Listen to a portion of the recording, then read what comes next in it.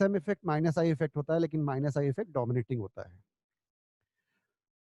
फिर हमने बताया था आपको आप माइनस एम इफेक्ट के बारे में, कि अगर डबल बॉन्ड है और उससे कोई ग्रुप लगाया एम डबल बॉन्ड जेड, मतलब बीच में पाई बॉन्ड होना चाहिए, चाहे डबल हो चाहे ट्रिपल हो, तो ऐसे सिस्टम हमेशा क्या शो करते हैं, माइनस एम इफेक्ट। और अगर माइनस एम इफेक्ट वाले ग्रुप बेंजीन रिंग के साथ अटैच्ड है, अगर माइनस एम इफेक्ट वाले ग्रुप बेंजीन रिंग के साथ अटैच्ड है, बताया था सबसे लास्ट में, तो ये बेंजीन के आर्थो पोजीशन पे और पैरा पोजीशन पे उल्टा पॉजिटिव चार्ज क्रिएट करते हैं, माइनस वाले पॉजिटिव चार्ज क्रिएट करते हैं। तो बेटा जब आप क्वेश्चन करोगे ना, तो आपको ये याद होना चाहिए, जैसे मैं बोल रहा हूं, मैंने बोला NO2 sir minus I minus M, कौन सा effect dominating, sir minus M, very good. मैंने बोला आपसे NH2 sir plus M minus I, कौन सा इफेक्ट डोमिनेटिंग, प्लस एम, क्योंकि रेजोनेंस इफेक्ट हमेशा डोमिनेटिंग होता है। मैंने बोला O minus sir plus M plus I, कौन सा effect dominating, sir plus M, very good. मैंने बोला आपसे मान लो मैंने बोला CN sir minus M minus I, कौन सा effect dominating, sir minus M, very good. मैंने बोला chlorine sir plus M minus I, कौन सा effect dominating, sir plus M, गलत, माइनस आई, हेलोजन है बेंजीन के साथ लगा हुआ है, कौन सा इफेक्ट डोमिनेटिंग, माइनस आई, याद रखना है। मैंने बोला OCH3 ऑक्सीजन के पास लोन पेयर है, बेंजीन के साथ अटैच्ड है, sir plus M minus I, कौन सा effect dominating, sir plus M. मैंने आपसे पूछा कि बताओ OCH3 में और OH में किसका प्लस एम ज्यादा, किसका माइनस आई ज्यादा, दोनों माइनस आई शो करते हैं, तो आपने बोला सर OH का प्लस एम और OCH3 का माइनस आई। याद आ रहा है बेटा? तो इस तरह आपको याद रखना है कि जैसे ही कोई ग्रुप आपको दिखे, आपके दिमाग में तुरंत आ जाए कि कौन सा इफेक्ट शो कर रहा है, कौन सा डोमिनेटिंग है। समझ में आ रहा है? Plus M effect minus M effect ये मेटा पोजिशन पे न्यूट्रल होते हैं, मेटा पोजिशन पे न्यूट्रल होते हैं, उल्टा इफेक्ट होता है। प्लस एम इफेक्ट वाले जितने भी ग्रुप हैं, ऑर्डर आपको याद होना चाहिए। क्वेश्चन करते समय ये ऑर्डर नहीं याद होगा और आप पूछ रहे हो सर ये क्वेश्चन कैसे होगा, आपको ऑर्डर ही नहीं याद है, फिर क्वेश्चन क्या करोगे? आप एग्जाम में क्वेश्चन आएगा, आपको ऑर्डर याद नहीं है, हम थोड़ी ना आपके बगल में आएंगे, तो मजबूत तो होना पड़ेगा। मजबूत कैसे होना पड़ेगा? दूध पी के ना, मेहनत करके। आपको एक एक चीजें याद होनी चाहिए, इसलिए मैं बार बार बोल रहा हूं, कमजोर मत बनिए, मजबूत बनिए, मेहनत कीजिए, है ना? पूरा का पूरा कंसंट्रेशन 24 घंटे। अगर आपको अगले साल डॉक्टर बनना है तो ऐसा करना पड़ेगा, नहीं तो भूल जाइए। कंपटीशन बहुत ज्यादा है, प्रेशर में भी नहीं रहना है, एंजॉय करते हुए पढ़ना है, मजे लीजिए। फिजिक्स के, केमिस्ट्री के, बॉटनी के, जूलॉजी के, तो पढ़ने में मजा आएगा। प्रेशर पढ़ोगे बिल्कुल मजा नहीं आएगा। चलिए, ज्यादा ज्ञान अब रोकते हुए हैं, है ना? अब हम सीधे टॉपिक पे आते हैं। तो ये जो मैंने बताया, rules, condition, plus M effect, minus M effect, order, ये सब आपके पास है, नोट्स में भी है, ये देख लेना आप। ठीक है, अब हम आते हैं तीसरे टॉपिक पे, जिसका नाम होता है हाइपर कंजुगेशन। तो बेटा हाइपर कंजुगेशन क्या होता है? हाइपर कंजुगेशन क्या होता है ना? तो आपको बताया था हाइपर कंजुगेशन,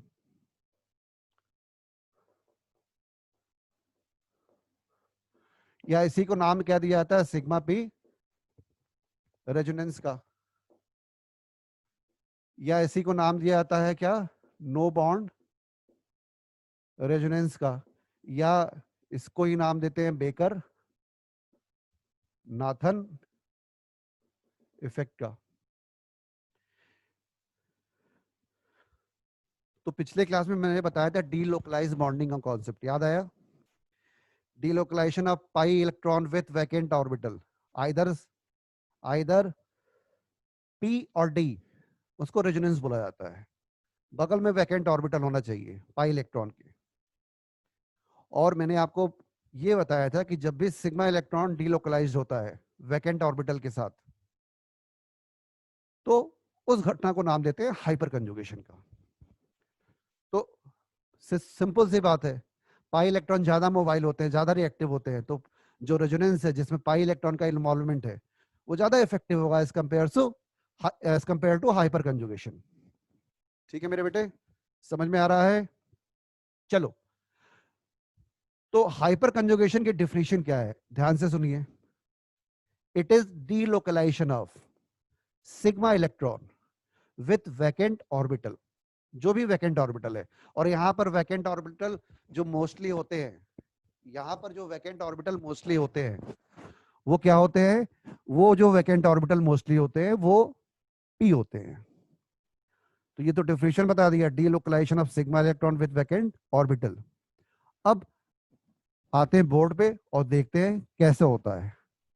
तो देखो बेटा, हाइपर कंजुगेशन होने के लिए जो कंडीशन है, हाइपर कंजुगेशन होने के लिए जो कंडीशन है, ध्यान से सुनना, वैकेंट पी ऑर्बिटल हो, है ना, वैकेंट पी ऑर्बिटल हो, इसके बगल में एक sp3 कार्बन हो।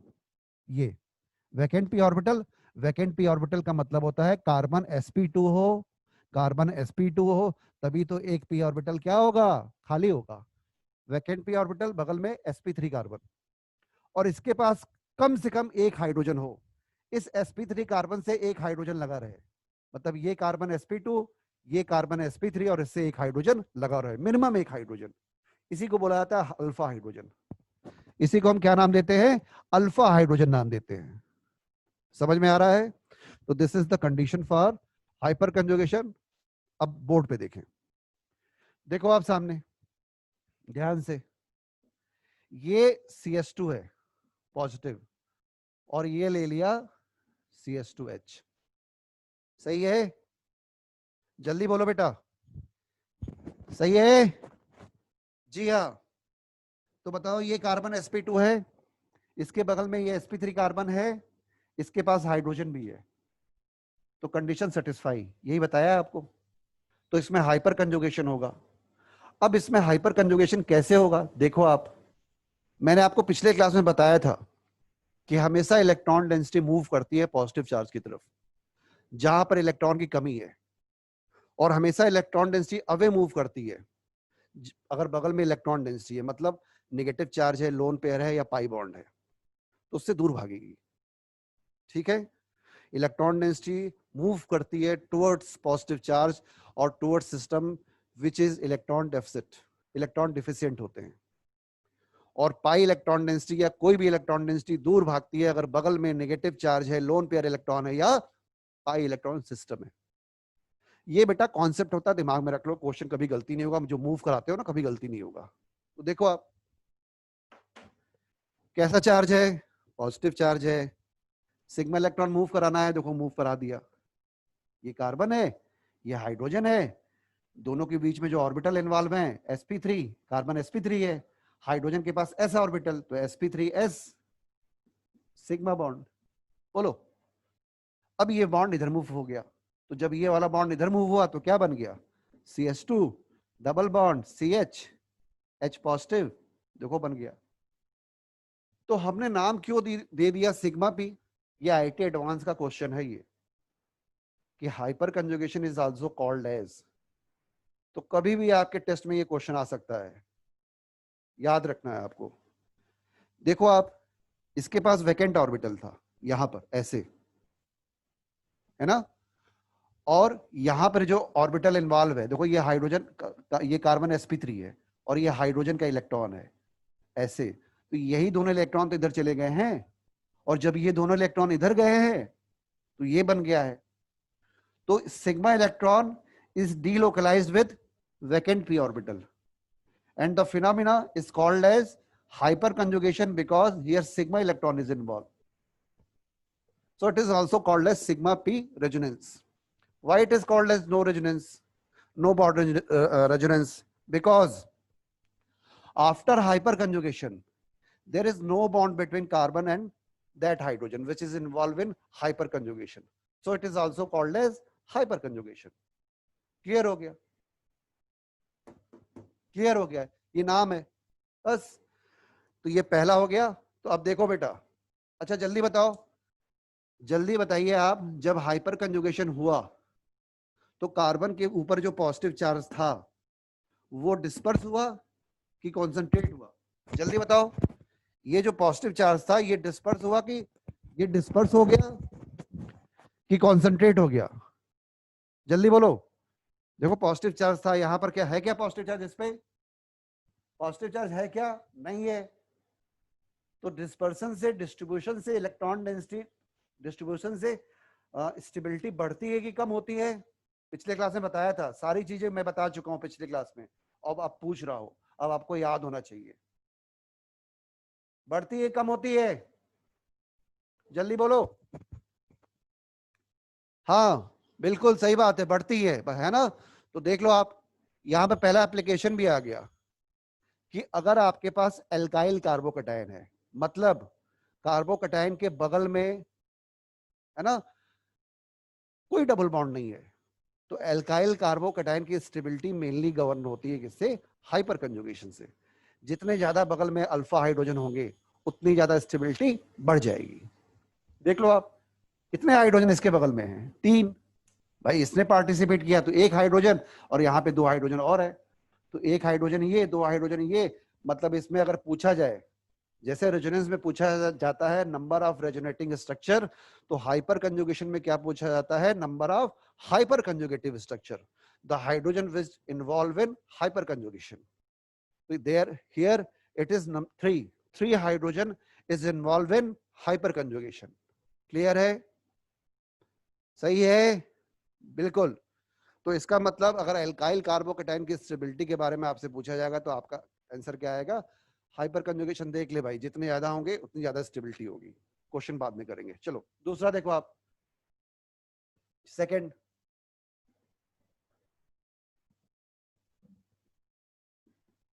अगर आपसे पूछा जाए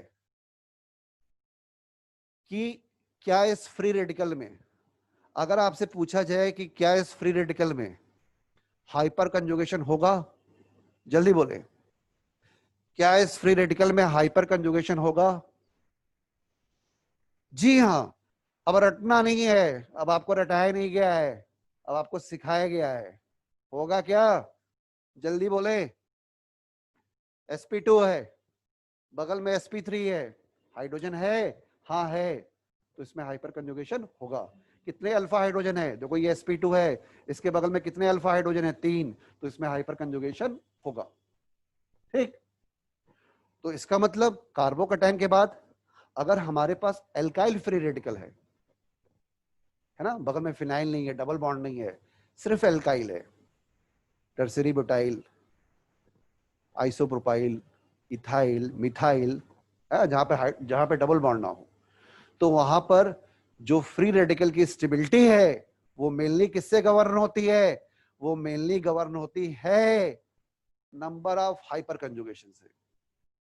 जितने ज्यादा हाइपर कंजुगेशन होगी उतनी ज्यादा स्टेबिलिटी होगी। इसके क्वेश्चन भी बाद में करेंगे। चलो अब तीसरा देखो, सारे पॉइंट दिमाग में रखना है। Carbocation, free radical. Third point देखो आप,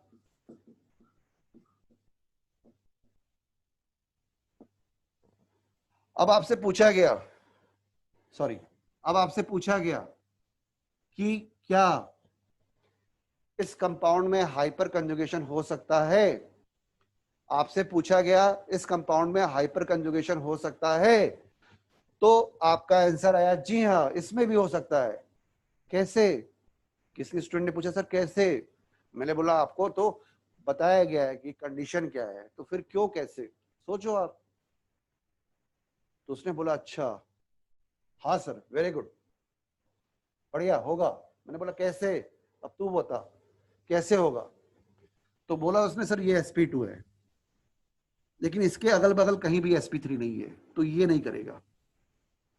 बोला सर ये sp2 है और इसके बगल में दिख रहा है ये sp3 है और इसके पास 3 हाइड्रोजन भी है, तो इसका मतलब ये जो कंपाउंड है ये हाइपर कंजुगेशन शो करेगा। मैंने पूछा कितने अल्फा हाइड्रोजन है बेटा? उसने बोला सर 2 और 1 3, इसमें तो 3 हाइड्रोजन दिख रहे हैं। क्या बात है? मैंने बोला कैसे करेगा? सर बहुत आसान है, इस डबल पाई बॉन्ड को इधर घुमा दो और इस हाइड्रोजन को इधर घुमा दो, तो देखो क्या बन गया, CH2 negative, CH double bond CH2 और ये H प्लस। तो मैंने उससे फिर पूछा अच्छा बेटा ये बता कितने हाइपर कंजुगेशन बन सकते हैं इसमें? सर उसने बोला कोई दिक्कत नहीं है सर, जैसे कार्बोकैटायन में 3 अल्फा हाइड्रोजन थे, यहाँ पर 3 अल्फा हाइड्रोजन थे, तो इसमें भी कितने होंगे? 3 होंगे, क्योंकि आपको दिख रहा है कितने हाइड्रोजन है? 3। मैंने कहा वेरी गुड, वेरी गुड। इसका मतलब तीसरा एप्लीकेशन, अगर हमें एल्कीन की स्टेबिलिटी चेक करनी है, एल्कीन की, तो कुछ नहीं करना है, आपको ये देखना है कि उस एल्कीन के पास कितने अल्फा हाइड्रोजन हैं, and that number of alpha hydrogen decide the relative stability of the given alkene in the question. Clear? बोलो भाई, अरे बोल तो दिया करो yes or no। हाँ ठीक है, तो तीसरा कॉन्सेप्ट जनरेट हुआ यहाँ पे कि अगर हमें एल्कीन की स्टेबिलिटी देखनी है तो हमें क्या देखना पड़ेगा? हमें देखना पड़ेगा ये। ठीक है, एक बात और मैं बता देना चाहता हूं बेटा आपको, कुछ बच्चों को मैं आपको रिवीजन करा रहा हूं ना कि आगे के जो चैप्टर हमें पढ़ने हैं, hydrocarbon, halogen containing compound, oxygen containing compound, उसमें जो कॉन्सेप्ट आ रहे हैं वो आपसे हो जाए। तो यहाँ पर 4 क्लासेस में जो इंपॉर्टेंट टॉपिक है वो लिए जा रहे हैं कि आगे दिक्कत ना हो। तो अगर कुछ टॉपिक रह जाते हैं तो आप मुझसे पर्सनली पूछ सकते हो, उसमें कोई दिक्कत नहीं है, लेकिन आगे की चीजें दिक्कत ना करे, आपको पढ़ाया जा रहा है। ठीक है, चलो अब अगला देखते हैं। फोर्थ, आपसे पूछा गया कि बताओ बेटा इस कंपाउंड में हाइपर कंजुगेशन होगा कि नहीं?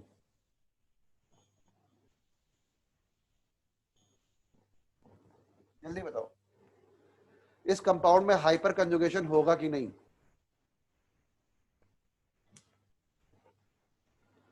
चलो, बहुत बच्चों के आंसर आ रहे हैं यस, कुछ के नो भी आ रहे हैं। ठीक है, इधर देखो आप, मैंने बोला रटना नहीं है, घबराना नहीं है, आपको क्या देखना है? कंडीशन सेटिस्फाई है कि नहीं। तो दिस कार्बन इज sp2, इसके बगल में सारे कार्बन क्या है?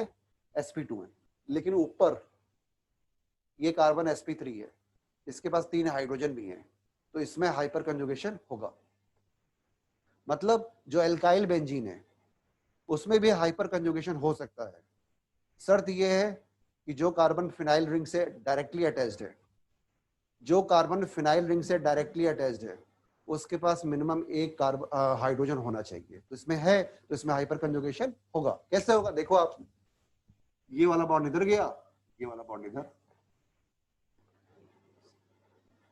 अब आपको पता है कि double bond pi electron density negative charge को देख के दूर जाती है, तो ये डबल बॉन्ड इस नेगेटिव चार्ज को देख के दूर जाएगा, ये डबल बॉन्ड इस नेगेटिव चार्ज को देख के दूर जाएगा।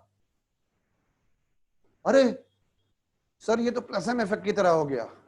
प्लस एम इफेक्ट वाले ग्रुप जो है वो बेंजीन रिंग पे इलेक्ट्रॉन डेंसिटी बढ़ा देते थे। सर वही तो है ये। मैंने कहा बिल्कुल सही बोल रहा है यार, तू तो बहुत तेज लड़का है, शाबाश, थैंक यू गुरुजी। लेकिन इसमें फर्क है, वहां पे पाई इलेक्ट्रॉन था, यहाँ पर क्या है? यहाँ पे सिग्मा इलेक्ट्रॉन है। हाँ सर बिल्कुल सही बोल रहे हैं आप, है ना। इसका मतलब यहाँ पर जो हाइपर कंजुगेशन है और वहां पे जो प्लस एम इफेक्ट था वो ज्यादा डोमिनेटिंग होगा।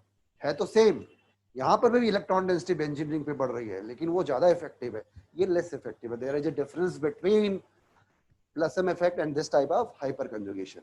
और इस टाइप के हाइपर कंजुगेशन को, चूंकि ये प्लस एम इफेक्ट की तरह है, तो इसको भी नाम दे देते हैं क्या? Plus hyper conjugation. क्या नाम देते हैं बेटा? Plus hyper conjugation. किसी भी स्टैंडर्ड बुक में नाम नहीं लिखा है प्लस माइनस हाइपर कंजुगेशन का, लेकिन चूंकि ये प्लस एम इफेक्ट की तरह है इसलिए हम नाम दे देते हैं क्या? Plus hyper conjugation. ठीक है, तो हम कह सकते हैं कि जैसे प्लस एम इफेक्ट में, जैसे प्लस एम इफेक्ट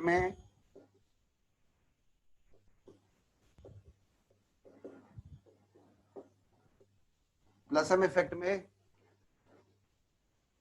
बेंजीन के या फिनाइल रिंग के आर्थो पैरा पोजीशन पे इलेक्ट्रॉन डेंसिटी बढ़ती है, उसी तरह यहाँ पर भी फिनाइल के आर्थो पैरा पोजीशन पे इलेक्ट्रॉन डेंसिटी क्या हो रही है? बढ़ रही है। देखिए आप, बढ़ रही है कि नहीं? बिल्कुल। तो यहाँ पर भी फिनाइल के आर्थो पैरा पोजीशन पे इलेक्ट्रॉन डेंसिटी बढ़ रही है। ठीक है ना। चलो अब एक क्वेश्चन और करते हैं। चलो देखो जल्दी से आप।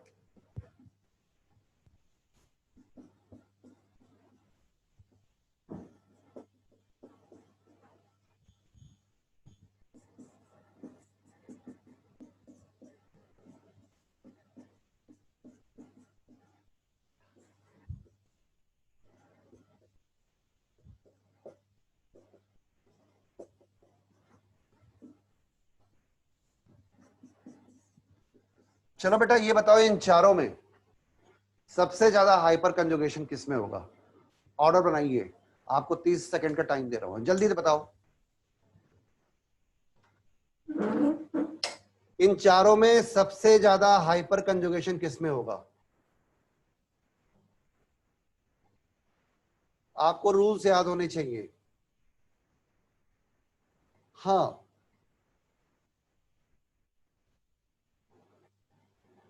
बहुत बढ़िया, कुछ ही बच्चों के आंसर गलत आ रहे हैं, मैक्सिमम बच्चों के सही आ रहे हैं। चलिए अब देखते हैं। कंडीशन याद होना चाहिए, ये कार्बन sp2 है, इसके बगल में sp3 ये है। कितने हाइड्रोजन है? 3। कितने हाइड्रोजन है? 2। कितने हाइड्रोजन है? 1। कितने हाइड्रोजन है? 0। देख तो गया। तो अगर आपसे पूछा जाए कि इन चारों में सबसे ज्यादा हाइपर कंजुगेशन किस में होगा, तो आपका आंसर आएगा टॉल्यूइन, उसके बाद इथाइल बेंजीन, उसके बाद isopropyl benzene and then tertiary butyl benzene. It is the answer. इसी क्वेश्चन को दूसरे तरीके से भी पूछा जा सकता है, लैंग्वेज चेंज करके। Which of the following have maximum electron density over benzene ring, maximum electron density over phenyl ring? The answer is same, 1 2 3 4। सबसे ज्यादा किसमें होगा? 1 में होगा। क्यों होगा? हाइपर कंजुगेशन का अमाउंट सबसे ज्यादा है। बस स्क्रीनशॉट ले, फिर आगे बढ़ते हैं। चलो स्क्रीनशॉट ले, फिर आगे बढ़ते हैं।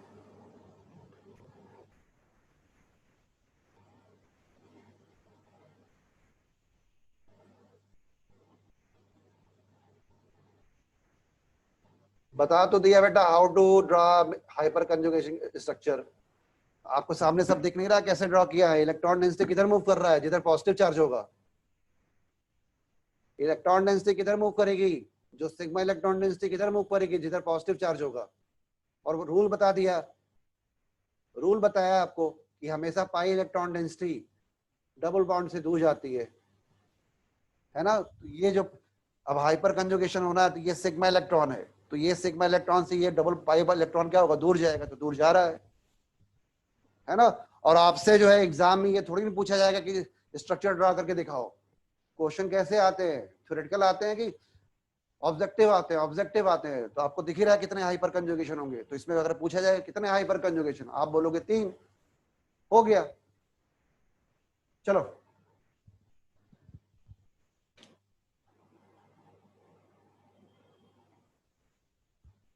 मेरे सामने भी स्क्रीन ओपन है, स्क्रीन एकदम सही आ रही है, नेटवर्क प्रॉब्लम है आपके पास। चलो बेटा जल्दी से नोट करो, तो फिर मैं आगे बढ़ूं अगले टॉपिक पे।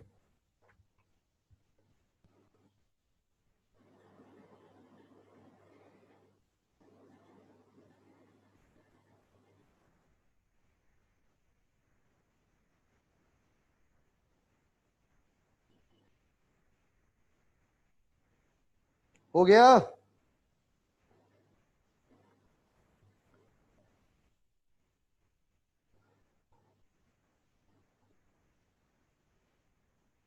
चलो बेटा,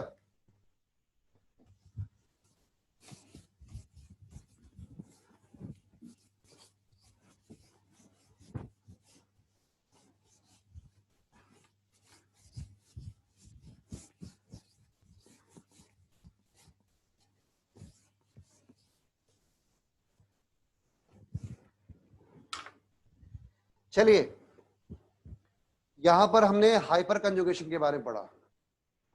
अभी मैंने आपसे बोला कि प्लस हाइपर कंजुगेशन होता है। अगर मैंने प्लस नाम लिया, इसका मतलब माइनस भी होता है। तो माइनस हाइपर कंजुगेशन को नाम देते हैं रिवर्स हाइपर कंजुगेशन का। देखो आप, अगर मान लो कुछ इस तरह का कंपाउंड है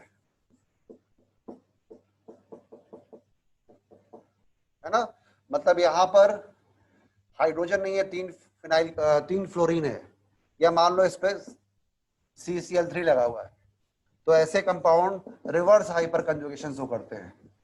रिवर्स हाइपर कंजुगेशन कैसे?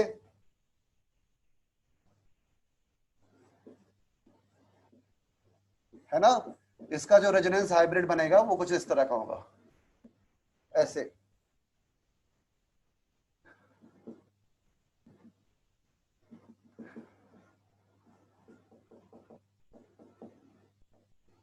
इस तरीके से, है ना। तो याद रखना है कि जब भी फिनाइल रिंग से CF3 या CCl3 लगे रहेंगे, तो ये चूंकि fluorine is more electronegative than carbon, तो हाइपर कंजुगेशन का उल्टा होगा। हाइड्रोजन अपने इलेक्ट्रॉन डेंसिटी शिफ्ट करता था towards the unsaturated system, but here fluorine being more electronegative as compared to carbon withdraw electron density away from the benzene ring, so it is like minus M effect. But because here sigma electron is involved in hyper resonance, so it is less effective as compared to resonance. तो याद रखोगे CF3 CCl3 जब भी phenyl ring के साथ attached होंगे, कौन सा इफेक्ट शो करेंगे? Reverse hyper conjugation. like minus M effect, positive hyper conjugation like plus M effect। ठीक है बेटे, जल्दी बोलो, सही है? Super, okay, very good, thank you. चलो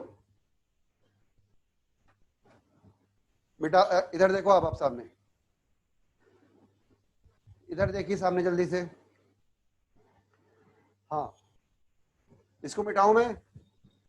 स्क्रीनशॉट लेना चाहो तो ले लो आप। तो आप यहाँ पर इसको जनरलाइज कर सकते हो कि अगर पॉजिटिव हाइपर कंजुगेशन है तो आर्थो और पैरा पोजीशन पे कैसा चार्ज आएगा? नेगेटिव। मेटा पोजीशन कैसा रहेगा? न्यूट्रल। और अगर मान लो रिवर्स हाइपर कंजुगेशन है, मतलब माइनस हाइपर कंजुगेशन है, तो आर्थो पैरा पे कैसा चार्ज रहेगा? पॉजिटिव। और मेटा पोजीशन यहाँ पर भी क्या रहेगा? न्यूट्रल। सही है? चलो अब आगे देखो आप, अब कुछ कंपाउंड लेते हैं जिसमें हम पहचान करें कि इस कंपाउंड में इतने हाइपर कंजुगेशन होंगे, इतने अल्फा हाइड्रोजन एटम है ना। ध्यान से देखिए बेटा, आप देखो, आप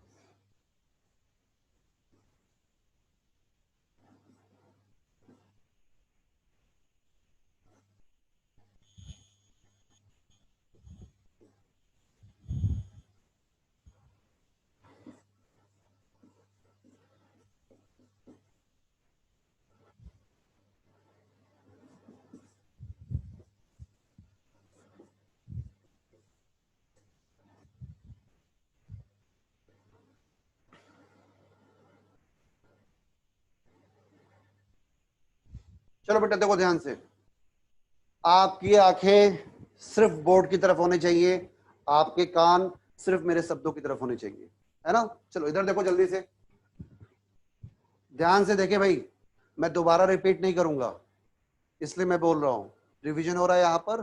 ध्यान से देखिए, आपसे क्वेश्चन पूछा गया है कि यहाँ पर आपको बताना है number of alpha hydrogen atom बताने हैं, है ना। कंडीशन क्या है?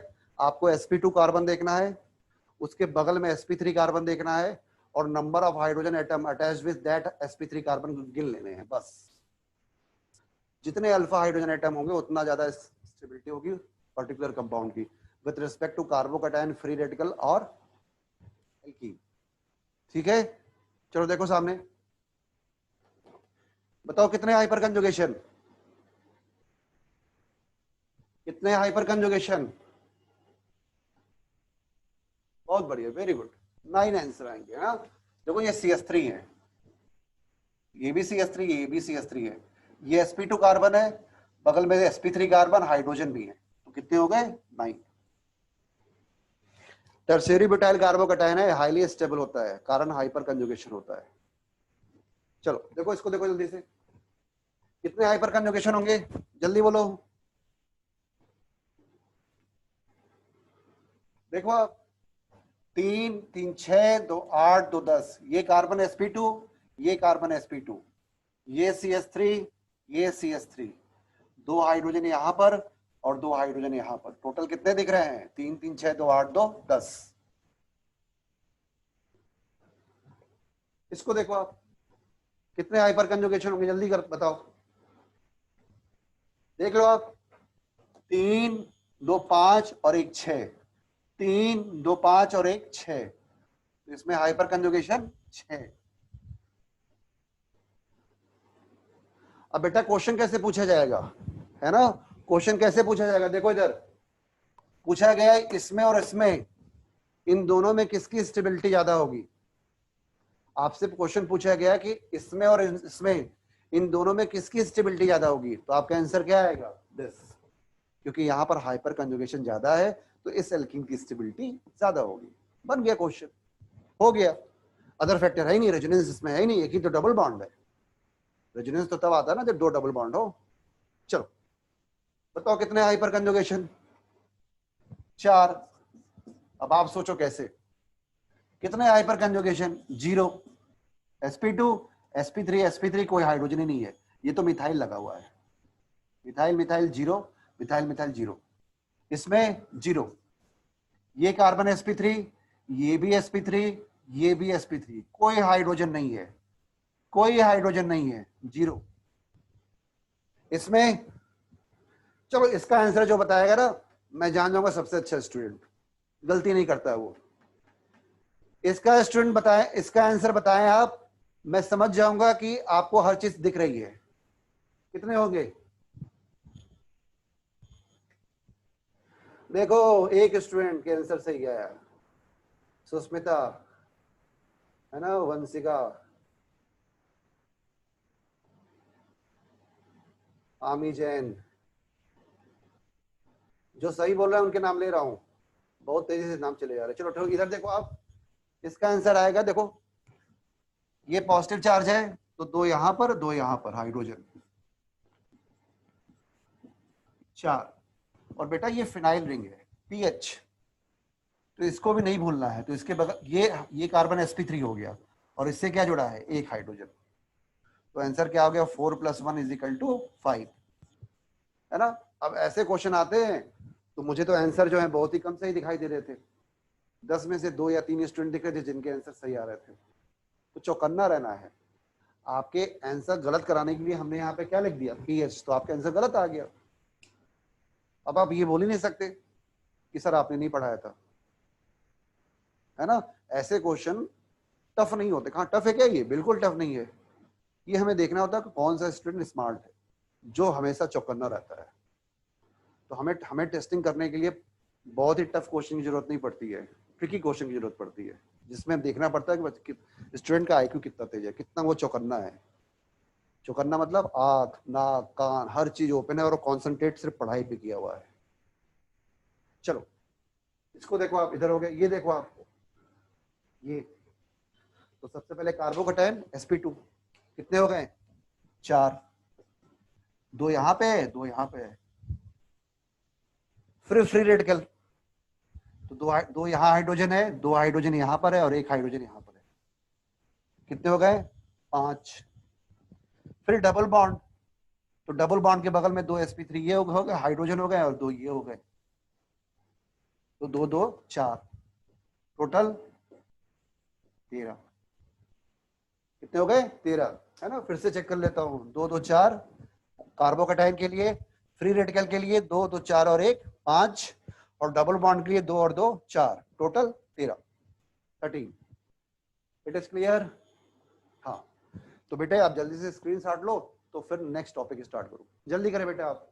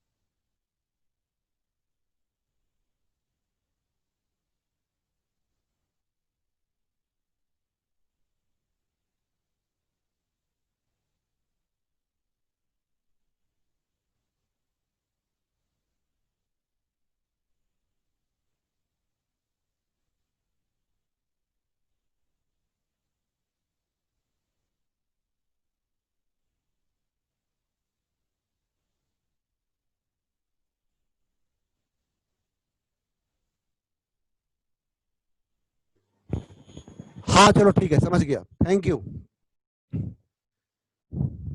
सॉरी, सभी बच्चे इधर देखें।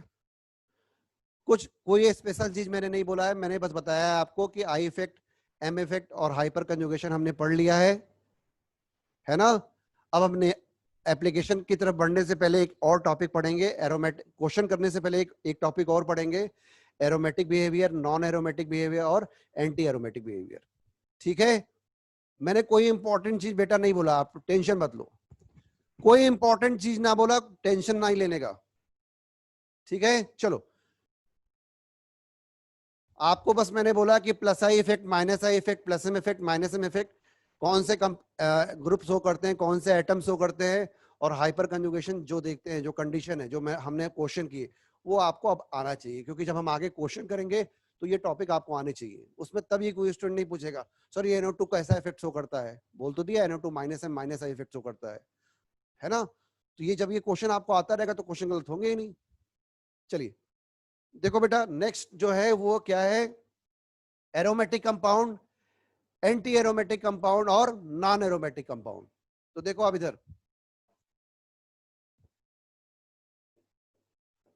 Aromatic, anti aromatic. देखो एरोमेटिक कंपाउंड के लिए क्या कंडीशन है, कंपाउंड साइक्लिक होना चाहिए, प्लेनर होना चाहिए, मतलब कार्बन कैसे होने चाहिए, कार्बन होने चाहिए sp2।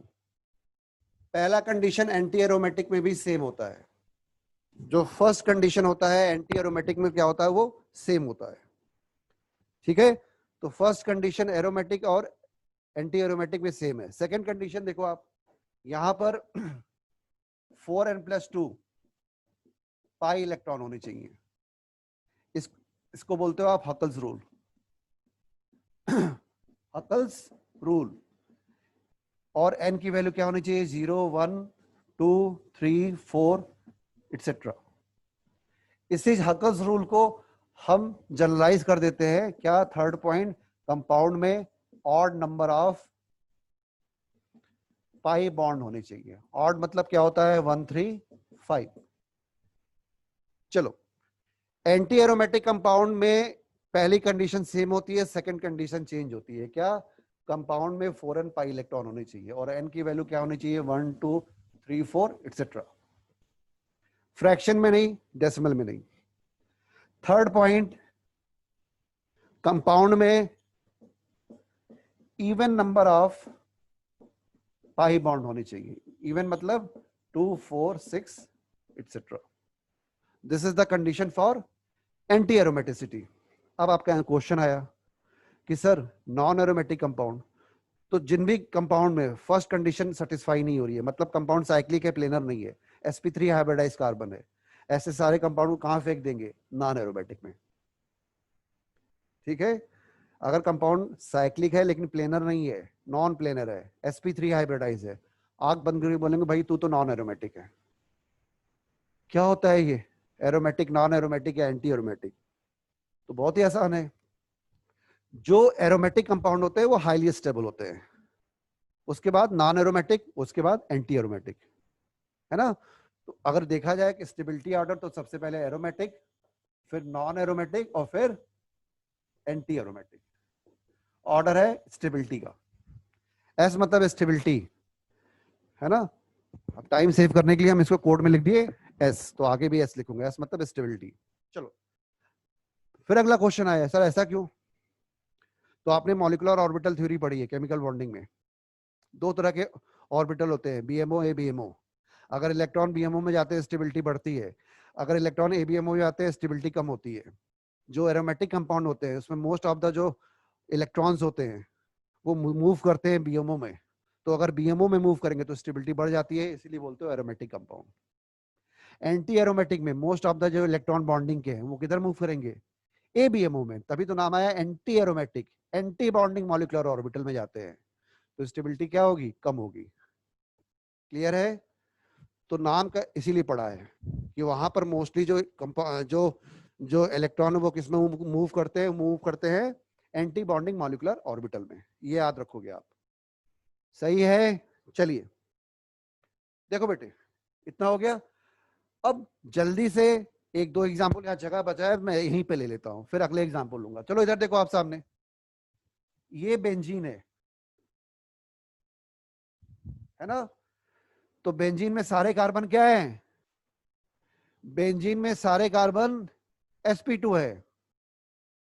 बेंजीन में सारे कार्बन बेटा टाटोमरिज्म के क्वेश्चन जो है शायद कंफर्म नहीं हूं, ठीक है?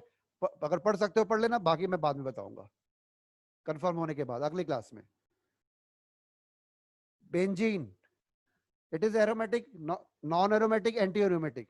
बेटा जो बोर्ड पे चल रहा है उस पर बारे में बात करो आप, है ना? इररिलेवेंट बातें मत करो आप प्लीज। इसका मतलब आपका दिमाग कॉन्सेंट्रेट नहीं है बोर्ड की तरफ। ये एरोमेटिक है, एंटी एरोमेटिक है कि नॉन एरोमेटिक है? जी हाँ, एरोमेटिक है। क्यों एरोमेटिक है? All the atom must be cyclic planar sp2 hybridise, first condition. Second condition, ये हक्कल्स रूल को फॉलो कर रहा है, means 4n+2 is equal to कितने इलेक्ट्रॉन? 6 इलेक्ट्रॉन। तो n की वैल्यू क्या आ गई? 1। इंटीजर में आनी चाहिए। तो कंपाउंड क्या हो गया?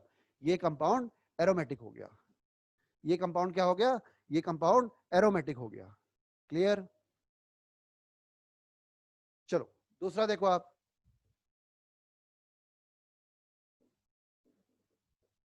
नेफ्थलीन, ये भी एरोमेटिक है। यहां में मैं सिर्फ हकल से समझा रहा हूं आपको, क्योंकि ये तो हम पढ़ते आए हैं कि बेंजीन नेफ्थलीन क्या होते हैं? एरोमेटिक होते हैं। तो देखो आप, ये 4n+2 इज इक्वल टू 10, तो n की वैल्यू क्या आ गई? 2। So this compound is also aromatic. अरे सही है, जी हाँ सही है, बिल्कुल सही है। ठीक है, तो ये अभी और एग्जांपल लेता हूं, जल्दी से बेटा इसका स्क्रीनशॉट लो।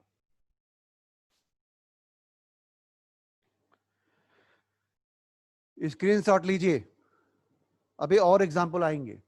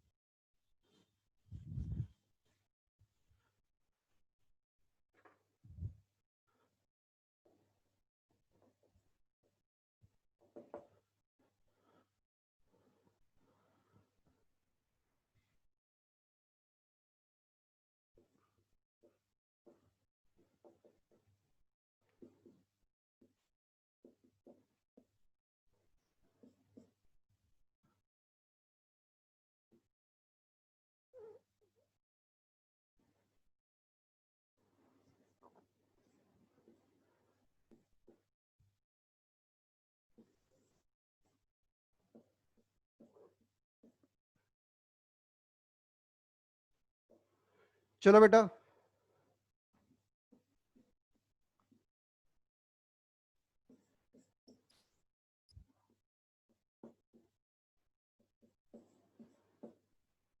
हाँ जी, चलो इधर देखो सामने बोर्ड की तरफ सभी बच्चे।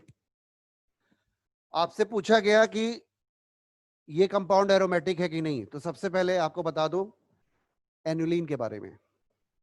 एनुलिन की डिफिनीशन है, any cyclic compound having alternate single and double bond is called as aniline, and the value of n in bracket denote the number of pi electron in that particular aniline. So benzene is called as 6-aniline. This compound is called as cyclotetra cyclodiene. This compound is called as 4-aniline. Cyclooctatetraene is called as 8-aniline. Clear? इस तरीके से नाम लिखते हैं किसका? Annulene का। अब हम पढ़ते हैं इन कंपाउंड के बारे में कि ये एरोमेटिक होते हैं कि एंटी एरोमेटिक होते हैं कि नॉन एरोमेटिक होते हैं। तो बेटा आपको ये याद रखना है कि ऑल एनुलिन जो दिख रहे हैं वही होंगे, जो रूल्स है वही होंगे, एक्सेप्ट 8 एनुलिन एंड 10 एल्यूलिन। ये दोनों नॉन एरोमेटिक होते हैं, दिखते कुछ और है लेकिन होते हैं नॉन एरोमेटिक। इसको याद कर लेना है क्योंकि क्वेश्चन भी यहीं से पूछे जाते हैं, है ना। दोनों की टेस्टिंग होती है, आपकी भी कि हमारी भी, कि सर ने पढ़ाया है कि नहीं और स्टूडेंट ने पढ़ा है कि नहीं।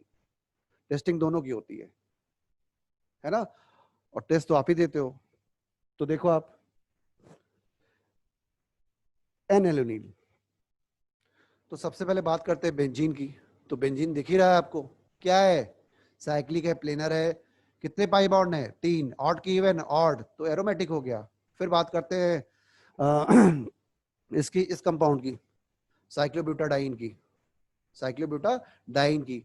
This compound is anti aromatic. क्यों? क्योंकि नंबर ऑफ पाई बॉन्ड क्या है, इवन है, 2 है। But this compound cyclooctatetraene, इस कंपाउंड दिख रहा है सारे एटम साइक्लिक हैं, प्लेनर है, sp2 है, 4 पाई बॉन्ड है, इवन, तो एंटी एरोमेटिक होनी चाहिए। लेकिन ये कंपाउंड नॉन एरोमेटिक होता है। कारण, इस ये कंपाउंड जो होता है वो टब जिप होता है, ऐसे ऐसे, ये कंपाउंड टब जिप होता है, इसलिए नॉन प्लेनर होता है। और मैंने बताया कि कोई भी साइक्लिक कंपाउंड अगर नॉन प्लेनर होगा तो उसको आंख बंद करके किस किस कैटेगरी में रखोगे, नॉन एरोमेटिक। तो दिस कंपाउंड दिख रहा है क्या, एंटी एरोमेटिक, लेकिन होता नहीं है। ये कंपाउंड क्या होता है, नॉन एरोमेटिक होता है। ये याद रखना है। इसी तरह ये कंपाउंड दिखता है एरोमेटिक लेकिन होता नहीं है, दिखता है एरोमेटिक लेकिन होता क्या है, non planar. So non aromatic. कारण क्या है नॉन प्लेनरिटी का, यहां पर जो ये हाइड्रोजन होता है और जो ये हाइड्रोजन होता है, ये एक दूसरे को ना लड़ते रहते हैं। ये हाथ, दोनों हाइड्रोजन लड़ते रहते हैं, वो इधर इधर मारा। तो इन दोनों की मारा मारी से बचने के लिए, रिपल्सन से बचने के लिए, ये दोनों कार्बन क्या होते हैं, नॉन प्लेनर हो जाते हैं, दूसरे प्लेन में चले जाते हैं। क्योंकि सेम प्लेन में होंगे तभी तो लड़ेंगे, अगर डिफरेंट प्लेन में चले गए तो लड़ाई बंद। लेकिन खतरा क्या हुआ, जैसे ही नॉन प्लेनर हुए कंपाउंड नॉन एरोमेटिक हो गए। तो आपको बस ये याद रखना है कि 8 एनुलिन, है ना, 8 एनुलिन और 10 एनुलिन ये नॉन एरोमेटिक होते हैं। क्लियर? चलो फिर अगला एग्जांपल लेते हैं, जल्दी से स्क्रीनशॉट लो आप, जल्दी से इसका स्क्रीनशॉट लीजिए, तब तक थोड़ा सा मैं चैट देख लूं आपके। हाँ जी, दोनों हाइड्रोजन रिपल्सन में होते हैं, तो इस रिपल्सन को ओवरकम करने के लिए जो कार्बन एटम होता है वो नॉन प्लेनर हो जाता है। नॉन प्लेनर जैसे ही होता है कंपाउंड क्या हो जाता है, नॉन एरोमेटिक हो जाता है। जी,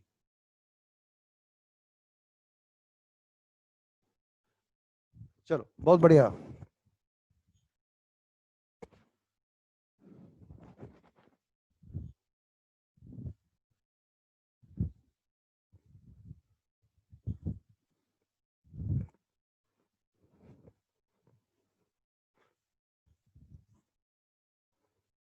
फिर अगले एग्जांपल लेते हैं।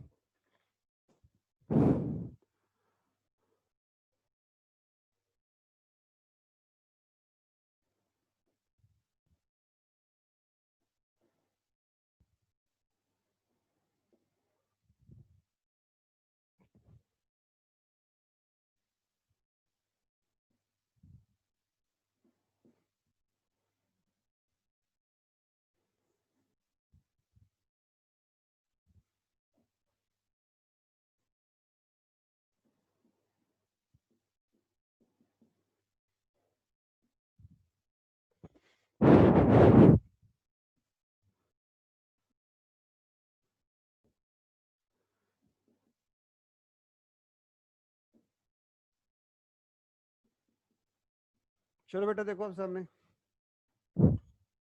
बहुत ध्यान से बोर्ड की तरफ, बहुत ध्यान से बोर्ड की तरफ, है ना। चलिए देखिए इधर, देखिए आप इधर, इनके बारे में हमें देखना है।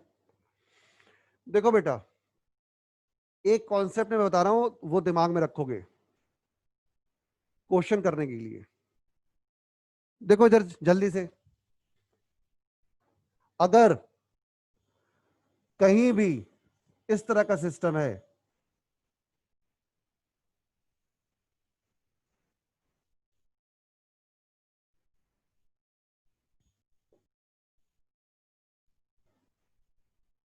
देखो आप, कहीं भी इस तरह का सिस्टम है, डबल बॉन्ड के बगल में कोई भी एटम एक्स हो, एक्स मतलब क्या हुआ, एक्स जो है कार्बन भी हो सकता है, नाइट्रोजन भी हो सकता है, ऑक्सीजन भी हो सकता है, सल्फर भी हो सकता है, फास्फोरस भी हो सकता है।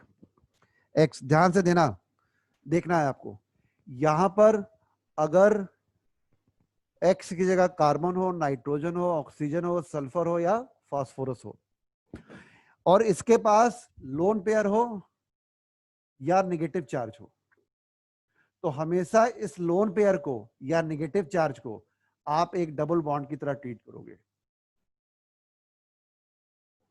फिर से रिपीट कर रहा हूं, जब भी किसी डबल बॉन्ड के बगल में कोई एटम एक्स है साइक्लिक सिस्टम में, और उसके पास निगेटिव चार्ज है या डबल बॉन्ड है, सॉरी निगेटिव चार्ज है या लोन पेयर है, तो उस नेगेटिव चार्ज या लोन पेयर को एक डबल बॉन्ड मानना है, क्योंकि वो नेगेटिव चार्ज या लोन पेयर रेजोनेंस में पार्टिसिपेट करता है।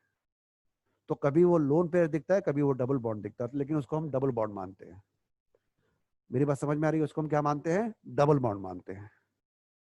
तो ऐसे अगर आप दिमाग में रखे रहोगे तो क्वेश्चन जल्दी हो जाते हैं, गलती नहीं होते हैं, है ना। चलो अब क्वेश्चन करते हैं। फिर से मैं रिपीट कर रहा हूं कि when ever there is a lone pair or negative charge on a atom in a cyclic system, and that atom is involved in resonance with a double bond, so that negative charge or that lone pair of electron on that atom is considered as a double bond. और ये बहुत ही helpful है aromaticity, non aromaticity और anti aromaticity count करने में। चलिए देखते हैं, क्वेश्चन करते हैं, समझ में आ जाएगा। देखो ये कंडीशन इसमें पाई जा रही है, कंपेयर करो। डबल बॉन्ड के बगल में एटम, यहां पर क्या एक्स की जगह क्या आ गया? कार्बन आ गया। एक्स की जगह क्या है? कार्बन है। तो ये नेगेटिव चार्ज क्या हो गया? डबल बॉन्ड हो गया। कितने डबल बॉन्ड हो गए? एक दो तीन, एक दो तीन। तो अब ये नेगेटिव चार्ज, अब ये नेगेटिव चार्ज क्या होगा? ये अब ये डबल बॉन्ड बन जा गया। तो टोटल डबल बॉन्ड कितने हो गए? एक दो तीन। तो ये कंपाउंड क्या हो गया? एरोमेटिक। तो इसका नाम होता है साइक्लो पेंटा डाई इनाइल। देखो 5 कार्बन, 2 डबल बॉन्ड, और ये कंपाउंड तो है नहीं, एनायन है, तो नाम क्या हो गया? Die इनाइल anion. तो cyclopenta die इनाइल anion is aromatic. अब देखो इसमें ये कार्बन sp3 है, तो ये क्या हो गया? Non aromatic. इसमें सारे कार्बन sp2 हैं, साइक्लिक है, प्लेनर है। कितने पाई बॉन्ड? 2। तो ये एंटी एरोमेटिक हो गया। इसको देखो आप। चलो अभी इसको क्वेश्चन करते हैं। बहुत ही अच्छा क्वेश्चन जब पूछे आते हैं, जब अच्छे क्वेश्चन बनते हैं, तो देखो कैसे बनेंगे। इधर देखो आप, पूछा जाएगा कि ये हाइड्रोजन एटम है, ये इससे हाइड्रोजन एटम H+ के फॉर्म में निकलेगा, H रेडिकल के फॉर्म में निकलेगा, या H नेगेटिव चार्ज के फॉर्म में निकलेगा। क्वेश्चन रिपीट कर रहा हूं। इन cyclopentadiene the hydrogen atom, this is removed as proton, hydride ion or free radical. So this question depend on the compound which is formed after the removal of H+, H negative or H radical. तो देखो आप सामने, इससे जब तुम क्या निकालोगे? H+ निकालोगे तो देखो ये बनेगा, H रेडिकल निकालोगे तो ये बनेगा, और इससे H- निकालोगे तो ये बनेगा। पिछले क्लास में बताया था आपको, पिछले क्लास में आपको बताया गया था, क्या बताया गया था? कि एसिडिक स्ट्रेंथ हमेशा किस पे डिपेंड करती है? कंजुगेट बेस की स्टेबिलिटी पे। तो अगर ये कंजुगेट बेस बन रहा है तो बताओ स्टेबल है कि नॉन, कि लेस स्टेबल है, कि ये खत्म है? तो आप बोलोगे सर हाईली स्टेबल है। पूछूंगा क्यों? क्योंकि आप बोलोगे सर ये कंपाउंड तो एरोमेटिक बन गया, और एरोमेटिक कंपाउंड बनने से स्टेबिलिटी क्या होती है, बढ़ती है। एरोमेटिक कंपाउंड बनने से स्टेबिलिटी क्या होती है, बढ़ती है। बढ़ती है कि नहीं? तो याद रखना, दिस कंपाउंड इज एसिडिक, इसकी पीके वैल्यू 18 होती है, 18। पीके वैल्यू 18 होती है। किसी भी कंपाउंड की पीके वैल्यू जितनी कम होती है, एसिडिक स्ट्रेंथ ज्यादा होती है। तो इस कंपाउंड की पीके वैल्यू 18 होती है। ये कंपाउंड एसिडिक होता है क्योंकि इसका कंजुगेट बेस रेजोनेंस स्टेबलाइज हो जाता है, एरोमेटिक होता है। तो अगर आपसे पूछा जाए कि इसमें से क्या निकलेगा, तो आपका आंसर आएगा H प्लस। क्या निकलेगा? H plus. यही बता दिया है क्योंकि कॉन्सेप्ट इसी से रिलेटेड है, तो इसको याद रखोगे, स्क्रीनशॉट ले लोगे तो आपको याद रहेगा। क्वेश्चन भी दिया है मॉड्यूल में, 2-3 क्वेश्चन इससे मिल जाएंगे आपको, है ना। अब H प्लस को कौन निकालता है? H प्लस को कौन निकालेगा? चलो आपसे क्वेश्चन पूछ रहा हूं, चलो बेटा जल्दी बताओ, H प्लस को कौन निकालेगा? Very good, base. कुछ बच्चों के आंसर आ रहे हैं, बेस निकालेगा। H प्लस को कौन निकालेगा? बेस। तो एरो के ऊपर यहां पर क्या लिखा रहेगा? NaOH, NaNH2, CH3Li, क्योंकि ये सारे बेस है। तो एरो के ऊपर अगर ये लिखा है, क्या, फिर से रिपीट कर रहा हूं, एरो के ऊपर अगर ये लिखा है ना, क्या, NaOH, NaH, CH3Li या NaNH2, तो इसका मतलब है ये सारे कंपाउंड जो आ रहे हैं वो यहां से H को निकालने के लिए आ रहे हैं, H प्लस के फॉर्म में। अगर NaOH आएगा तो वाटर निकलेगा, NaH आएगा तो हाइड्रोजन निकलेगा, CH3Li आएगा तो मीथेन निकलेगा, और NaNH2 आएगा तो अमोनिया निकलेगा। तो जब ये H प्लस निकल जाएगा तो ये बनेगा। क्यों बनेगा? क्योंकि स्टेबल है, तभी तो रिएक्शन आगे की तरफ जाएगा। जो प्रोडक्ट बने या जो इंटरमीडिएट बने वो क्या बने? स्टेबल बने, है ना। आप जो है यहाँ पे पढ़ाई क्यों कर रहे हो? क्योंकि आपके दिमाग में है, पेरेंट के दिमाग में है, हमारे दिमाग में, इसको तो डॉक्टर बनाना है। डॉक्टर बनने से क्या होगा? डॉक्टर बनने से स्टेबिलिटी बढ़ेगी। कैसे स्टेबिलिटी बढ़ेगी? पैसे कमाओगे, सोशल वैल्यू बढ़ेगी, समाज में इज्जत बढ़ेगी आपकी। अच्छा, मतलब अगर हम किसी डायरेक्शन में मूव कर रहे हैं और हमारी स्टेबिलिटी बढ़ रही है, तभी हम उस डायरेक्शन में मूव करेंगे। तो यहाँ रिएक्शन भी इसी तरह होते हैं। रिएक्टेंट प्रोडक्ट में तभी चेंज होता है, रिएक्शन तभी आगे की तरफ बढ़ती है जब बनने वाला स्पीसीज स्टेबल हो। तो साइक्लोपेंटाडाइन से H प्लस निकला। क्यों निकला? क्योंकि साइक्लोपेंटाडाइनाइल एनायन एरोमेटिक था। अगर ये नहीं बना क्योंकि ये एंटी एरोमेटिक था, मैंने जबरदस्ती इससे क्या किया, H माइनस निकाल लिया। नहीं, निकलना तो पड़ेगा तुझे, निकल। ये एंटी एरोमेटिक था, बोल दे मैंने, मुझसे संभाल ले भाई, मुझसे दोस्ती कर ले। तो इसने H माइनस ने इसके साथ दोस्ती किया, इसमें बदल गया, क्योंकि ये नॉन एरोमेटिक है, ये एंटी एरोमेटिक है। तो कभी भी नॉन एरोमेटिक से एंटी एरोमेटिक नहीं बनेगा। आया समझ में? तो हमेशा रिएक्शन या कोई सिस्टम उधर ही मूव करता है जिधर जाने से स्टेबिलिटी बढ़े। आप यहाँ पर नीट की पढ़ाई इसलिए कर रहे हो क्योंकि आप जानते हो कि मेडिकल कॉलेज में जाने पर हमारी लाइफ, हमारी दशा सारी फेवरेबल होती जाएगी, कंडीशन अच्छी होती जाएगी। आया समझ में? चीजों को सोचो आप, तो चीजें समझ में आती हैं। ठीक है बेटा? क्लियर? बिल्कुल। चलो, तो ये डिस्कस किया। अब देखो दूसरा केस, सारे एक जैसे हैं, बस यहाँ पे नेगेटिव है, न्यूट्रल है, और ये पॉजिटिव चार्ज है। कैसे डिस्कस करेंगे? तो देखो, नेगेटिव चार्ज डबल बॉन्ड के बगल में, ये एक डबल बॉन्ड हो गया। इस दोनों को नहीं देखना है, सिर्फ इसको एक ही तरफ हो काम चलेगा। तो ये डबल बॉन्ड हो गया, 1 2 3 4, ये कंपाउंड, ये एंटी एरोमेटिक हो गया। ये नॉन एरोमेटिक हो गया, कार्बन sp3 है, ये भी sp3 था।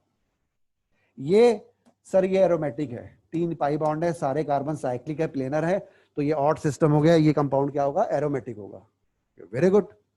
अब इसका नाम याद कर लेना है, इसका नाम होता है tropylium carbocation. Cycloheptatrienyl carbocation, tropylium carbocation. ये 2 डिग्री होते हुए भी हाईली स्टेबल होता है। ये हाईली स्टेबल कार्बोकैटायन है, बहुत ही ज्यादा स्टेबल होता है, स्थायी होता है। कारण ये कंपाउंड क्या होता है? एरोमेटिक होता है, याद रखना है। Tropylium carbocation is highly stable because of resonance and कितने कार्बन है? 7. तो इसके 7 इक्वल रेजोनेटिंग स्ट्रक्चर होते हैं, है ना. हर कार्बन पे पॉजिटिव चार्ज रख दो और अल्टरनेट पे डबल बॉन्ड लगा दो, 7 बन जाएंगे. तो इसकी स्टेबिलिटी बहुत ज्यादा होती है due to aromatic character and 7 equal resonating structure. इसको देखिए आप, anti aromatic 2 non aromatic sp3, aromatic, है ना, एक ही पाई बॉन्ड दिख रहा है. इसका नाम होता है साइक्लो प्रोपिनाइल कार्बोकैटायन.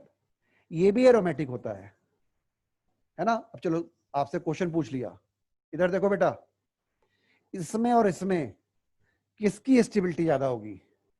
ये भी 2 डिग्री है, ये भी 2 डिग्री है, ये भी एरोमेटिक है, ये भी एरोमेटिक है.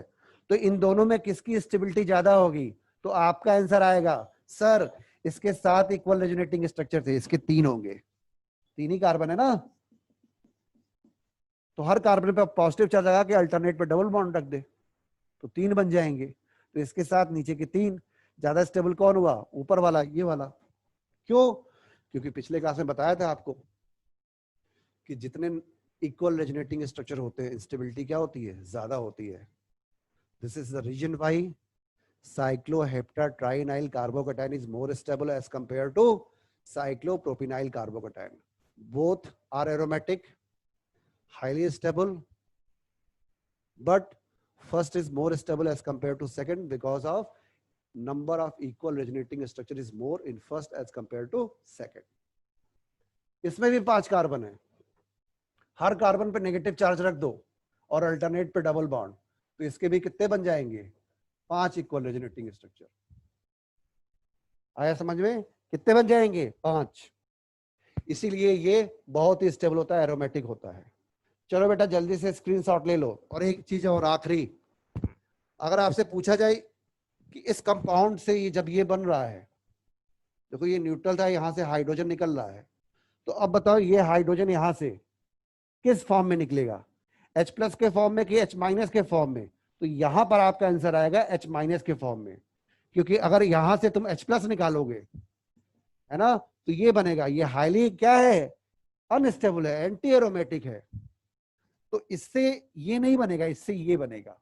तो अगर पूछा जाएगा कि साइक्लोहेप्टाट्राइइन नामक कंपाउंड से हम H+ निकालें कि H- निकालें, तो हंसने लगो. मुझसे क्या पूछ रहे हो? जो कंपाउंड बने उससे पूछो. तो इससे पूछा बेटा कैसे हो आप? रोने लगा, बहुत दुखी हूं. पूछा क्यों? तो अरे यार एंटी एरोमेटिक बना दिया. इससे पूछो, खुश, है ना, बहुत मजा आ रहा है. क्यों? क्योंकि ये मेडिकल कॉलेज में पहुंच गया, ये हाईली स्टेबल हो गया, तो ये बन गया. इसने पढ़ाई, इससे इसमें बनने में बोल रहा है यार मुझे तो एंटी एरोमेटिक बना दिया, मुझे पढ़ाई कराया, नेट का पहुंचा दिया जो है फार्मेसी कॉलेज में, है ना, इतना मेहनत मैंने किया था. तो कहा गलत है, तुझसे तुझको भी कहाँ पहुंचा दे रहा हूँ? इसमें पहुंचा दे रहा हूँ. मतलब जो कंपाउंड बनने वाला है नेगेटिव चार्ज अगर साइक्लिक कंपाउंड है तो आपको देखना पड़ेगा कि एरोमेटिक है या एंटी एरोमेटिक, और उसके बाद आपको डिसीजन लेना है. क्लियर है? जल्दी से स्क्रीनशॉट ले, फिर आगे बढ़ता हूं. जल्दी से स्क्रीनशॉट ले.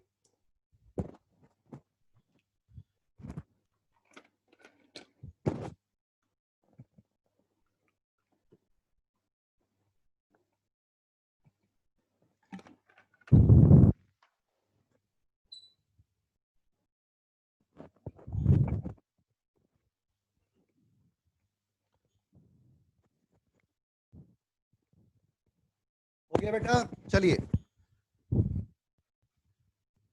ये बहुत ही इंपॉर्टेंट है, इसका रखे रहना अपने पास. जब भी इस तरह क्वेश्चन आएंगे मैं बोलूंगा देखो इसमें एरोमेटिक बन रहा है, नॉन एरोमेटिक बन रहा है, एंटी एरोमेटिक बन रहा है, तो चीजें अपने आप क्लियर हो जाएंगी. इसलिए इसको आप याद रखेंगे. ठीक है, जल्दी करें.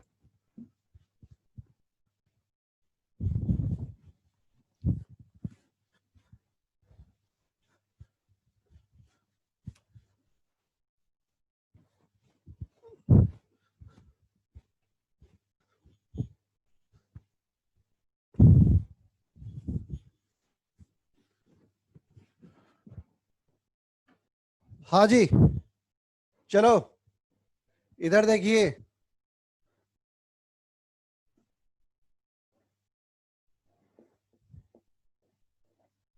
ये सारे हेट्रोसाइक्लिक कंपाउंड हैं। ये सारे कैसे कंपाउंड हैं? ये सारे कंपाउंड हेट्रोसाइक्लिक हैं, क्योंकि इसमें एक हेट्रो एटम नाइट्रोजन, ऑक्सीजन और सल्फर रिंग के अंदर है। और हेट्रोसाइक्लिक कंपाउंड की डेफिनेशन ही ये होती है कि यदि कार्बन के अलावा नाइट्रोजन, ऑक्सीजन, सल्फर या फास्फोरस अगर रिंग के अंदर आ रहा है तो ऐसे कंपाउंड को क्या नाम देते हैं? Heterocyclic compound. तो दीज आर हेट्रोसाइक्लिक कंपाउंड।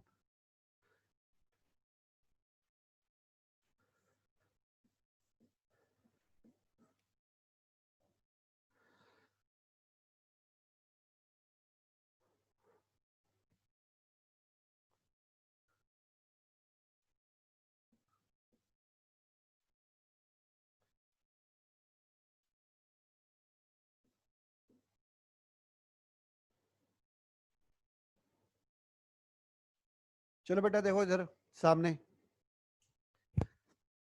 है ना? ध्यान से सुनोगे अब आप।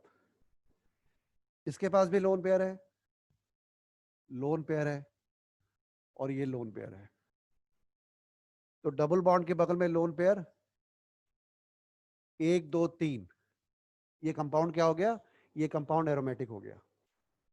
ये कंपाउंड एरोमेटिक हो गया, 1 2 3।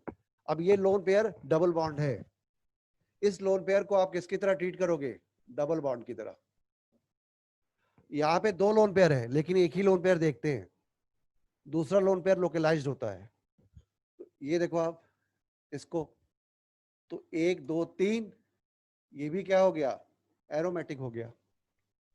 इसको देखो, ये जाएगा रेजोनेंस में, ये लोकलाइज रहेगा,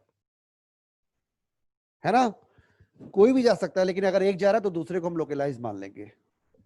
तो टोटल कितने हो गए? 1 2 3 कंपाउंड क्या हो गया? एरोमेटिक। मतलब pyrrole, thiophene and furan, they are all aromatic. They are all aromatic. याद रखोगे, पूछा जाता है क्वेश्चन।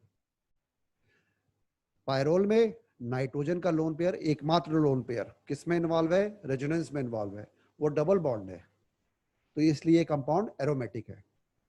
चलो, दिस इज पिरिडीन, इसके पास भी लोन पेयर है ना? लेकिन ये लोन पेयर क्या है? ये लोकलाइज्ड है, ये लोकलाइज्ड है।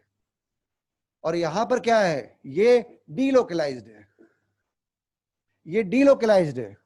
ये रेजोनेंस में इन्वॉल्व है, ये लोकलाइज्ड है।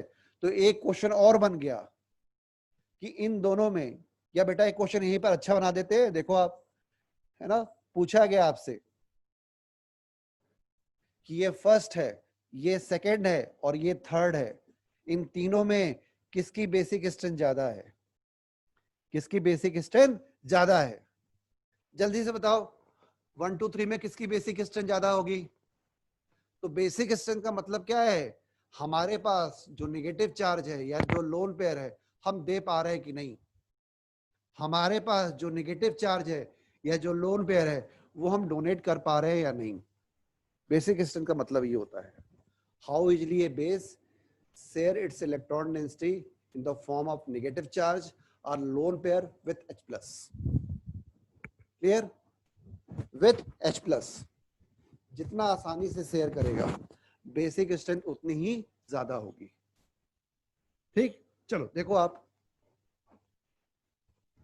अब तीनों नाइट्रोजन एटम है, तो क्या तीनों का नेचर सेम है? नहीं, ये नाइट्रोजन एटम जो है ये sp2 है, ये नाइट्रोजन एटम sp2 है, और ये नाइट्रोजन एटम sp3 है।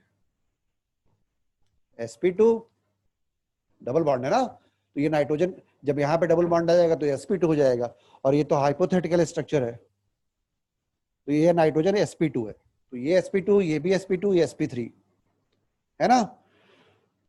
यहां पर, अब यहां पर जो नाइट्रोजन का लोन पेयर है वो क्या है? डीलोकलाइज्ड है। यहां पर क्या है? लोकलाइज्ड है। और यहां पर भी क्या है? लोकलाइज्ड है। कोई रेजोनेंस है क्या यहाँ पे? कोई रेजोनेंस नहीं है। यहां पर भी कोई रेजोनेंस नहीं है, मतलब इसमें और इसमें तुलना करेंगे। भाई हमें बेसिक स्ट्रेंथ देखनी है। बेसिक स्ट्रेंथ मतलब कितना आसानी से जो हमारे पास नेगेटिव चार्ज है या जो लोन पेयर है हम दूसरे को दे पा रहे हैं कि नहीं। तो अगर लोकलाइज है तो बेसिक स्ट्रेंथ बढ़ जाती है, और अगर डीलोकलाइज्ड है, रेजोनेंस है, तो रेजोनेंस से बेसिक स्ट्रेंथ कम हो जाती है। तो इसका मतलब इसमें और इसमें देखेंगे। अब ये sp2 है, ये sp3 है, तो बताओ sp2 और sp3 में, sp2 और sp3 में ज्यादा इलेक्ट्रोनेगेटिविटी किसकी होगी? sp2 की। तो कंजूस कौन होगा? sp2। तो इलेक्ट्रॉन पहले कौन देगा? sp3 वाला जो कम इलेक्ट्रोनेगेटिव है। तो आंसर क्या हो गया? थर्ड। उसके बाद सेकंड, उसके बाद फर्स्ट। किसका ऑर्डर हो गया? बेसिक स्ट्रेंथ का। किसका ऑर्डर हो गया?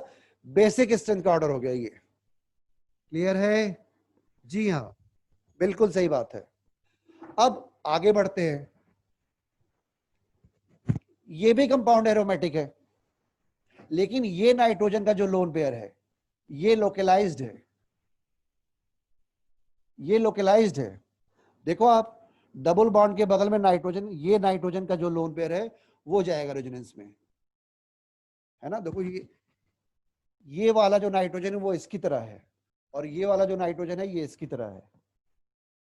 तो डबल बॉन्ड के बगल में जो एटम होता है उसका लोन पेयर जाता है किसमें? रेजोनेंस में। तो ये क्या हो जाएगा? डीलोकलाइज्ड। और ये क्या हो जाएगा? लोकलाइज्ड। तो अगर आपसे क्वेश्चन पूछा जाए बेटा ये x है और ये y है, पूछा जाए किसकी बेसिक स्ट्रेंथ ज्यादा, तो आपका आंसर आएगा सर x की बेसिक स्ट्रेंथ जो होगी वो y से क्या होगी? ज्यादा होगी। Localised, delocalised. लोकलाइज्ड मतलब हमारे पास है, हमने दे दिया। डीलोकलाइज्ड मतलब नाइट्रोजन के पास नहीं है, वो तो घूम रहा है रिंग के अंदर। तो जब रिंग के अंदर घूमेगा, नाइट्रोजन के पास है ही नहीं, तो नाइट्रोजन देगा क्या? तो बेसिक स्ट्रेंथ कम हो गई। ये भी कंपाउंड एरोमेटिक है ना। This compound is also aromatic. इसकी बात करते हैं। अब इन दोनों में देखो, सॉरी यहां पर हमें बेसिक स्ट्रेंथ नहीं देखनी है, सबसे पहले देखनी कंपाउंड एरोमेटिक है, नॉन एरोमेटिक है या एंटी एरोमेटिक है। तो इसको देखो आप, ये कार्बन sp3 है, बोलो ये कार्बन क्या है? sp3 है। तो यदि ये कार्बन sp3 है तो बताओ नॉन प्लेनर हो गया, तो कंपाउंड को बताओ एरोमेटिक होगा, नॉन एरोमेटिक होगा कि एंटी एरोमेटिक होगा? ये कंपाउंड सीधे क्या हो जाएगा? नॉन एरोमेटिक होगा। क्लियर है? अच्छा बताओ जल्दी से,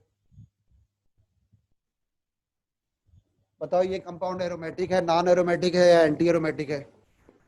जल्दी बताओ ये कंपाउंड क्या है? ये कंपाउंड क्या है? बहुत बढ़िया, वेरी गुड। जो आंसर आ रहे हैं एरोमेटिक के आ रहे हैं, सही है। कारण कार्बन और ऑक्सीजन के बीच में क्या है? डबल बॉन्ड है। इसको हम ऐसे भी लिख सकते हैं, ओ नेगेटिव और यहाँ पे पॉजिटिव चार्ज। ये कंपाउंड क्या हो गया? एरोमेटिक। बाहर वाले एटम को नहीं देखना है, एरोमेटिक कंपाउंड में साइक्लिक एटम को देखना है। तो ऑक्सीजन कुछ भी हो उससे हमें मतलब ही नहीं है। तो ये कंपाउंड क्या हो गया? एरोमेटिक हो गया। चलो ये बताओ, अगर पूछा जाए ये कंपाउंड क्या है, दिस कंपाउंड क्या होगा? जी बिल्कुल सही है, एंटी एरोमेटिक होगा। क्यों? क्योंकि अब इस कंपाउंड को हम ऐसे लिख सकते हैं, है ना, पॉजिटिव चार्ज। इलेक्ट्रॉन डेंसिटी किधर मूव करेगी? Towards the oxygen. तो कार्बन पे कैसा चार्ज आएगा? Positive charge. तो this compound is anti aromatic, है ना। अगर इधर देखो बेटा, सॉरी,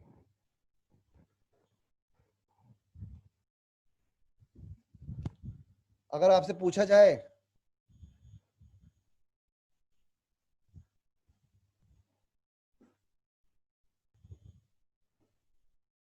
देखो बेटा, ध्यान से देखो इसको, ध्यान से। अगर आपसे पूछा जाए कि इन दोनों कंपाउंड को Cl को निकाल के, Cl को प्रेसिपिटेट करा के, है ना, एक रिएजेंट होता है AgNO3, ध्यान से सुनना, एक रिएजेंट होता है AgNO3। इसके अंदर क्वालिटी होती है कि ये हेलोजन आयन से तुरंत दोस्ती कर लेता है।